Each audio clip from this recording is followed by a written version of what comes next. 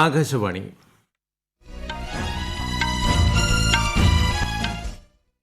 നമസ്കാരം.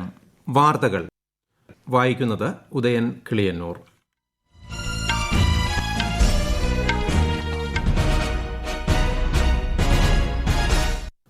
പ്രധാന വാർത്തകൾ. അവയവദാനം പ്രോത്സാഹിപ്പിക്കാൻ ജനങ്ങൾക്കിടയിൽ കൂടുതൽ ബോധവൽക്കരണം ആവശ്യമെന്ന് രാഷ്ട്രപതി ദ്രൌപദി മുർമു.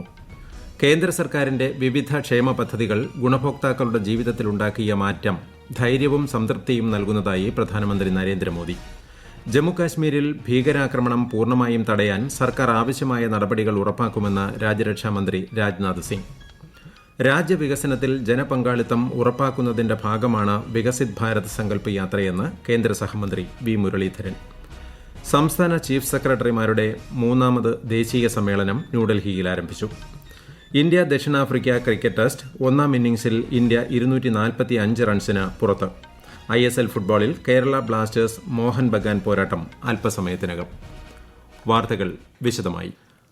അവയവദാനം പ്രോത്സാഹിപ്പിക്കാൻ ജനങ്ങൾക്കിടയിൽ കൂടുതൽ ബോധവൽക്കരണ ക്യാമ്പയിനുകൾ സംഘടിപ്പിക്കുമെന്ന് രാഷ്ട്രപതി ദ്രൌപദി മുർമു. ന്യൂഡൽഹിയിൽ നടന്ന ഇൻസ്റ്റിറ്റ്യൂട്ട് ഓഫ് ലിവർ ആൻഡ് ബൈലിയറി സയൻസസിന്റെ 9ാമത് ബിരുദദാന സമ്മേളനത്തെ അഭിസംബോധന ചെയ്യുകയായിരുന്നു രാഷ്ട്രപതി.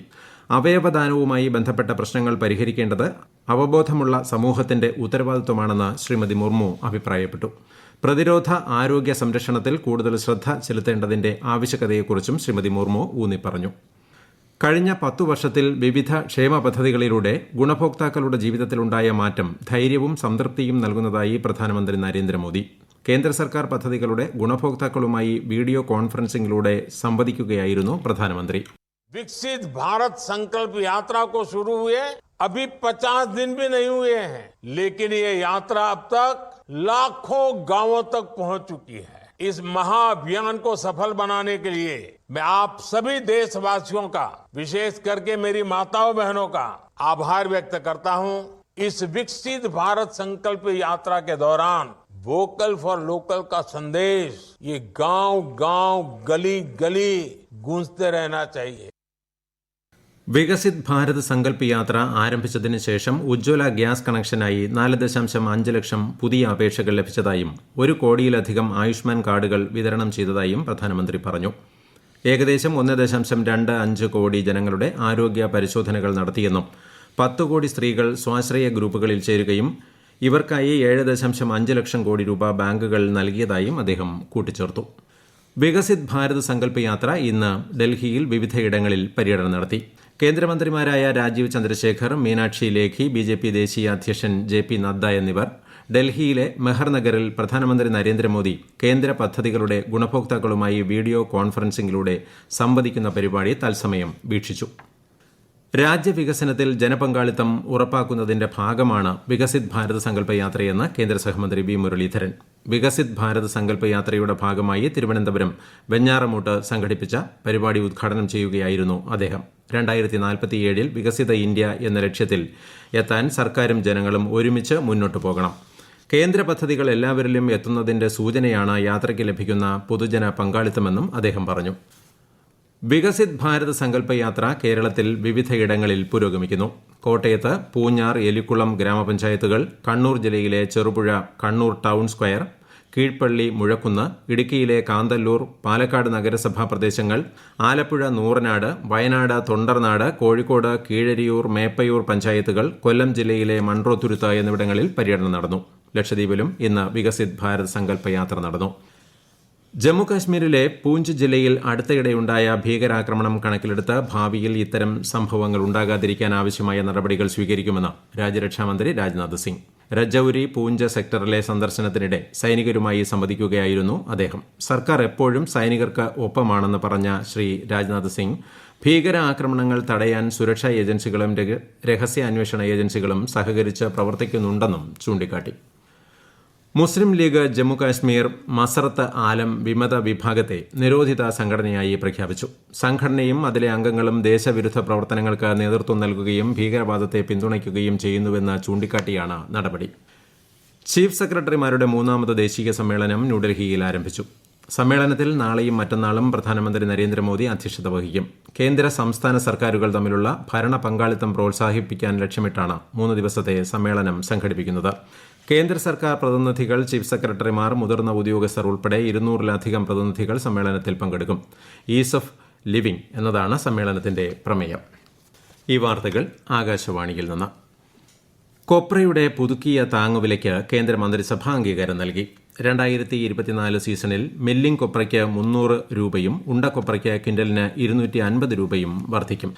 വിശദാംശങ്ങളിലേക്ക്. മില്ലിംഗ് കൊപ്രയ്ക്ക് ക്വിന്റലിന് 5250 രൂപയായിരുന്നത് ഇനി 11160 രൂപയാകും. ഉണ്ടക്കൊപ്രയ്ക്ക് ക്വിന്റലിന് 5500 രൂപയായിരുന്നത് 12000 രൂപയായി വർദ്ധിക്കും. മന്ത്രിസഭാ തീരുമാനങ്ങൾ വിശദീകരിക്കവെ ഡൽഹിയിൽ വാർത്താവിതരണ പ്രക്ഷേപണ മന്ത്രി അനുരാഗ് സിംഗ് ഠാക്കൂർ അറിയിച്ചതാണ് ഇക്കാര്യം. ബീഹാറിലെ ദിഘിയെയും സോനാപൂരിനെയും ബന്ധിപ്പിച്ച് ഗംഗാ നദിക്ക് കുറുകെ 4.56 കിലോമീറ്റർ നീളമുള്ള 6-വരി പാലത്തിന്റെ നിർമ്മാണത്തിനും മന്ത്രിസഭ അംഗീകാരം നൽകി. ത്രിപുരയിലെ ഖോവായ് ഹരീന റോഡിന്റെ 135 കിലോമീറ്റർ ദൂരം നവീകരിക്കും. ന്യൂസിലൻഡിലെ ഓക്ലൻഡിൽ കോൺസുലേറ്റ് ജനറൽ ഓഫ് ഇന്ത്യയുടെ ഓഫീസ് തുറക്കുന്നതിനും മന്ത്രിസഭ അംഗീകാരം നൽകി. News desk Akashvani. ഇന്ത്യ ദക്ഷിണാഫ്രിക്ക ഫ്രീഡം ട്രോഫി ക്രിക്കറ്റ് ടെസ്റ്റിന്റെ 1-ാം ഇന്നിംഗ്സിൽ ഇന്ത്യ 245 റൺസിന് പുറത്തായി. സെഞ്ചുറി നേടിയ KL രാഹുലിന്റെ പ്രകടനമാണ് ഇന്ത്യയെ ഭേദപ്പെട്ട സ്കോറിൽ എത്തിച്ചത്. കളിയുടെ 2ാം ദിനമായ ഇന്ന് 8 വിക്കറ്റിന് 208 റൺസ് എന്ന നിലയിലാണ് ഇന്ത്യ ബാറ്റിംഗ് പുനരാരംഭിച്ചത്. മറുപടി ബാറ്റിംഗിനിറങ്ങിയ ദക്ഷിണാഫ്രിക്ക ഒടുവിൽ വിവരം ലഭിക്കുമ്പോൾ 3 വിക്കറ്റിന് 194 റൺസ് എന്ന നിലയിലാണ്. ISL ഫുട്ബോളിൽ കേരള ബ്ലാസ്റ്റേഴ്സും മോഹൻ ബഗാനും തമ്മിലുള്ള മത്സരം അല്പസമയത്തിനകം ആരംഭിക്കും. കൊൽക്കത്തയിലെ സാൾട്ട് ലേക്ക് സ്റ്റേഡിയത്തിലാണ് മത്സരം. നഷ്ടത്തിലായ പൊതുമേഖലാ സ്ഥാപനങ്ങളെ ലാഭത്തിലെത്തിക്കാനും മൊത്തം ലാഭം 148 കോടിയായി ഉയർത്താനും കേരള സർക്കാരിന് കഴിഞ്ഞതായി മുഖ്യമന്ത്രി Pinarayi Vijayan. Kerala public enterprises selection and recruitment ബോർഡിന്റെയും പുതിയ ഓഫീസ് മന്ദിരത്തിന്റെയും ഉദ്ഘാടനം തിരുവനന്തപുരത്ത് നിർവഹിച്ച് സംസാരിക്കുകയായിരുന്നു മുഖ്യമന്ത്രി. വ്യവസായ വകുപ്പിന് കീഴിലുള്ള പൊതുമേഖലാ സ്ഥാപനങ്ങളിൽ ഉദ്യോഗാർത്ഥികളെ തെരഞ്ഞെടുക്കുന്നതിനായി രൂപീകരിച്ച സ്വയംഭരണ സ്ഥാപനമാണ് Kerala public enterprises selection and recruitment board. ശബരിമലയിൽ 41 ദിവസത്തെ വ്രതാനുഷ്ഠാനങ്ങൾക്ക് പരിസമാപ്തി. ഉച്ചയ്ക്ക് മണ്ഡലപൂജ നടന്നു. ഇന്ന് രാത്രി 7-ന് ശേഷം തീർത്ഥാടകരെ പമ്പയിൽ നിന്നും സന്നിധാനത്തേക്ക് കയറ്റിവിടില്ല. രാത്രി 11 മണിക്ക് നട അടയ്ക്കുന്നതിനാലാണ് നിയന്ത്രണം. മകരവിളക്ക് ഉത്സവത്തിനായി ഈ മാസം 30-ന് വൈകിട്ട് നട തുറക്കും. ജനുവരി 15-നാണ് മകരവിളക്ക്. അന്ന് വെളുപ്പിന് 2:46-ന് മകര സംക്രമ പൂജ നടക്കും. കേരളത്തിലെ സ്കൂളുകളിൽ IT വിദ്യാഭ്യാസത്തിന്റെ ഭാഗമായി സംഘടിപ്പിക്കുന്ന ലിറ്റിൽ കൈറ്റ്സ് ഉപജില്ല ദ്വിദിന ക്യാമ്പുകൾക്ക് തിരുവനന്തപുരം ജില്ലയിൽ ഇന്ന് തുടക്കമായി. ഈ മാസം 31 വരെ 12 ഉപജില്ലകളിലായി 25 ക്യാമ്പുകളാണ് ക്രമീകരിച്ചിട്ടുള്ളത്. ആനിമേഷൻ, പ്രോഗ്രാമിംഗ്, നിർമ്മിത ബുദ്ധി എന്നീ മേഖലകളിലെ പ്രവർത്തനങ്ങളാണ് ക്യാമ്പിലെ ഉള്ളടക്കം. 1252 കുട്ടികളാണ് ഉപജില്ലാ ക്യാമ്പിൽ പങ്കെടുക്കുന്നത്. കേരളത്തിലെ ഭിന്നശേഷി വിദ്യാർത്ഥികൾക്ക് പുതുവത്സര സമ്മാനമായി 5000 രൂപ വീതം ബാങ്ക് അക്കൌണ്ടുകളിൽ എത്തിച്ചതായി സംസ്ഥാന ഉന്നത വിദ്യാഭ്യാസ വകുപ്പ് മന്ത്രി ആർ ബിന്ദു. 731 പേർക്ക് 36.55 ലക്ഷം രൂപയാണ് പ്രൊഫഷ്യൻസി അവാർഡായി അനുവദിച്ചത്. SSLC, +2 പരീക്ഷകളിൽ ഉന്നത വിജയം കൈവരിച്ച ഭിന്നശേഷിക്കാരായ വിദ്യാർത്ഥികൾക്കാണ് 5000 രൂപ വീതം ക്യാഷ് അവാർഡ് നൽകിയത്. രാജ്യത്തെ ഓഹരി വിപണികളിൽ നേട്ടം. ബോംബെ ഓഹരി സൂചിക സെൻസെക്സ് 702 പോയിന്റ് ഉയർന്ന് 72038-ലും ദേശീയ ഓഹരി സൂചിക നിഫ്റ്റി 213 പോയിന്റ് നേട്ടത്തിൽ 21655-ലും വ്യാപാരം അവസാനിപ്പിച്ചു. പ്രധാന വാർത്തകൾ വീണ്ടും. അവയവദാനം പ്രോത്സാഹിപ്പിക്കാൻ ജനങ്ങൾക്കിടയിൽ കൂടുതൽ ബോധവൽക്കരണം ആവശ്യമെന്ന് രാഷ്ട്രപതി ദ്രൌപദി മുർമു.